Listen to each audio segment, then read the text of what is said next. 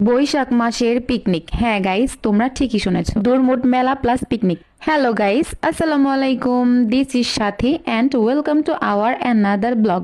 এতক্ষণে নিশ্চয়ই তোমরা বুঝে ফেলেছো আজকের ব্লগটা কি নিয়ে হতে যাচ্ছে। চলো তাহলে আজকের ব্লগটা শুরু করি। ইয়েলো কালার ড্রেসে আমাকে কেমন লাগছে সবাই কমেন্ট করে জানাবে। দেন আজকে যাচ্ছি দুরমুট মেলা দেখার জন্য, আর তার সাথে হবে পিকনিক।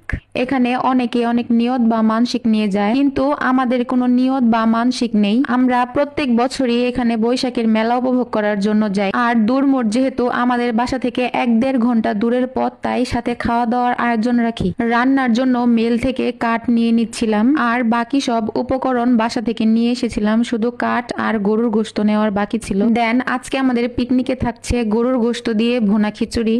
এটা আমার বাবার প্রিয় খাবার। মূলত এই আয়োজনটা আমার বাবার জন্যই করা হয়। উনি অনেক আগের কালের মানুষ, তো তাই আগে থেকে নিয়ত টিয়ত করতো। তখন থেকে আমি বুঝিয়েছি যে মানত করা ভালো না, তখন থেকে উনি আর মানত করেন না। তারপরেও আমরা যাওয়া বাদ দিই নাই, কারণ আমার বাবার খারাপ লাগবে। দেন জিনিসটাকে একটু অন্যরকম ভাবে ঘুরিয়ে বুঝিয়েছি যে ওইখানে আমরা যাব, মেলা দেখবো আর পিকনিক করে চলে আসবো। দেন এতে উনি অনেক খুশি। যাওয়ার পথে চোখে পড়লো তেলের পাম্প আর এত লম্বা মোটর সাইকেলের লাইন। ভাই রে ভাই, এত লম্বা মোটর সাইকেলের লাইন যে দেখতে দেখতে শেষই হচ্ছিল না। এতদিন নিউজে দেখতাম মানুষ ঘন্টার পর ঘন্টা তেলের জন্য কিভাবে অপেক্ষা করে, আজ স্বচক্ষে দেখলাম এই রোদের ভিতর কত কষ্ট করে দাঁড়িয়ে আছে শুধু তেলের জন্য। যে লম্বা লাইন দেখছি, মনে হচ্ছে না আজকে সারাদিনের মধ্যে এরা সবাই তেল পাবে, দুদিনেও এই লাইন শেষ হবে না। দেন আশেপাশের পরিবেশ আর মিষ্টি হাওয়া উপভোগ করতে করতে চলে আসলাম মেলার ভেতরে। মেলার ভেতরের অবস্থা দেখে মাথা ঘুরিয়ে গেল।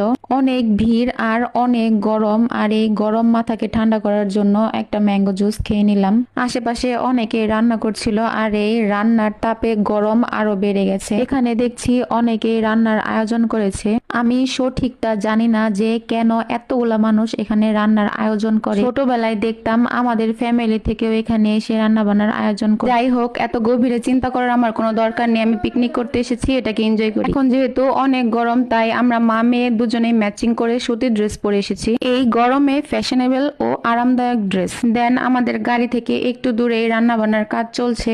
আমরা মা মেয়ে দুজনে একটু রান্নার কাছে গিয়ে দেখে আসি রান্না কতটুকু হয়েছে।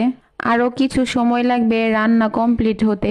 যেহেতু গরুর গোশত দেওয়া হয়েছে, তাই গরুর গোশতটা সিদ্ধ হতে একটু বেশি সময় লাগে। আশেপাশে একটু ঘুরে দেখছিলাম, আর দেখতে দেখতে আমাদের রান্না কমপ্লিট হয়ে গেছে। ফার্স্টে আমরা খিচুড়িটা মসজিদে দিয়ে আসবো, আর মসজিদে কিছু টাকা দেব, সাথে গরিব অসহায় মানুষদের খাবার দিব। মসজিদের ভিতরেও অনেক ভিড়, এত মানুষ যে পা রাখার জায়গা পর্যন্ত নেই। এখানে অনেক মানুষ, কেউ খাবার দিয়ে যাচ্ছে আর